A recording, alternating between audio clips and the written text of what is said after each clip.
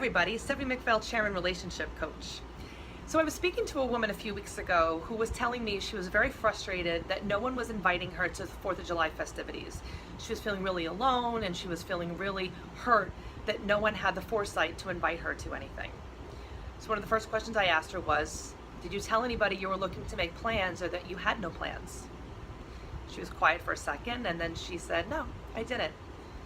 And she admitted, you know, as soon as I wasn't invited and I was seeing that no one was including me, I went right into victim mode, feeling like nobody cared and that I didn't matter.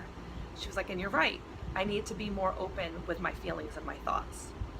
And it got me to thinking about 3 specific things that can really help with communication, because we all know communication is so important in every relationship that we have. As a mom, as a wife, as a coach, educator, and business owner, and just plain being a human, I know that communication can make or break almost any relationship that you have. So it is very important to be aware of some of the effective communication skills.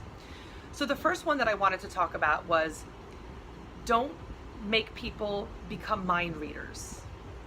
And the reason for that is because every single person here on this planet comes with a different set of values and thoughts and emotional needs. So what one person thinks is automatic, well, shouldn't she or he know that I should be treated this way, might be something completely different for somebody else.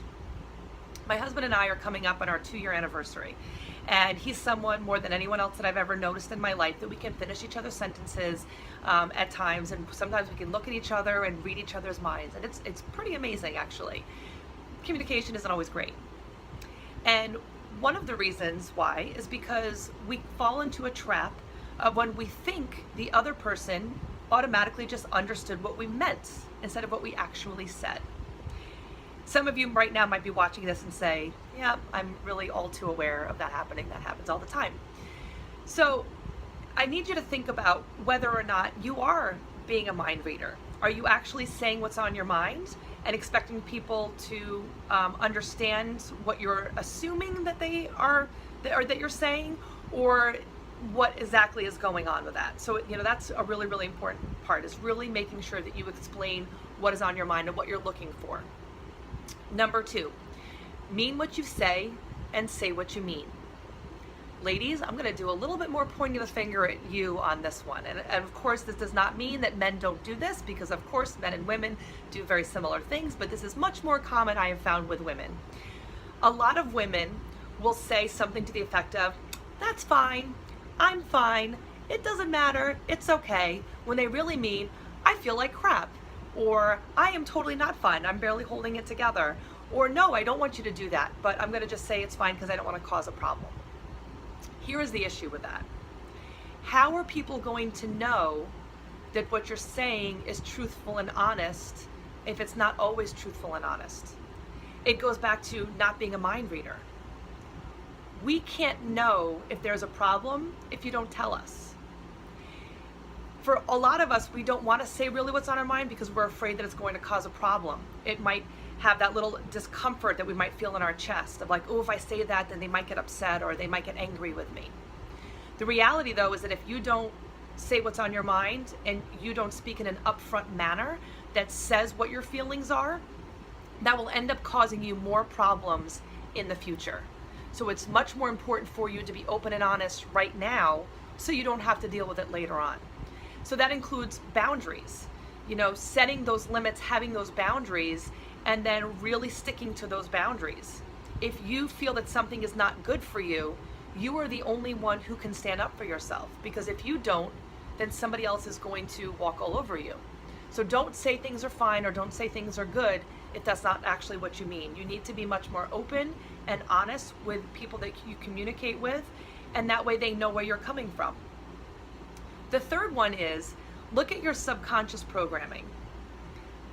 A lot of us come from families that might not have communicated very well, and that's no fault of anyone's. They might not have learned communication skills themselves. So now what you've come up with as an adult is that you might feel yourself get that angry, frustrated feeling in your chest, and you get just turned off by something that somebody says. And if we keep in mind that other people are mirrors for us, they are ways that we can learn about ourselves. So when you're noticing that someone says something that upsets you and that you want to just turn around and say something gruff or angry or come across as being frustrated or mean or hurtful towards somebody else, try to start thinking about where that is coming from. Is it coming from something subconscious? Because sometimes we react in this gruff way to something somebody says, and then we're hurt later on when they're angry with us or they're upset with us, not even realizing how we reacted to them to begin with. So looking how we have brought our childhood memories and behaviors into our adult life is something that's really important, because if you grew up in a relationship where there was a lot of unhealthy factors going on, those might automatically be your default, and you might not even realize that you are continuing these unhealthy patterns of behavior and communication. So hopefully these things helped you out. 3 really great tips. If you have any other questions or any other tips that you'd like to share, feel free to do that right underneath here. And of course, if you're looking for anyone to help you on your journey, I am always available, along with a lot of the other wonderful people that work here at Mind and Body Awakenings. So I hope you're having a wonderful day, and always remember, you're way stronger than you realize.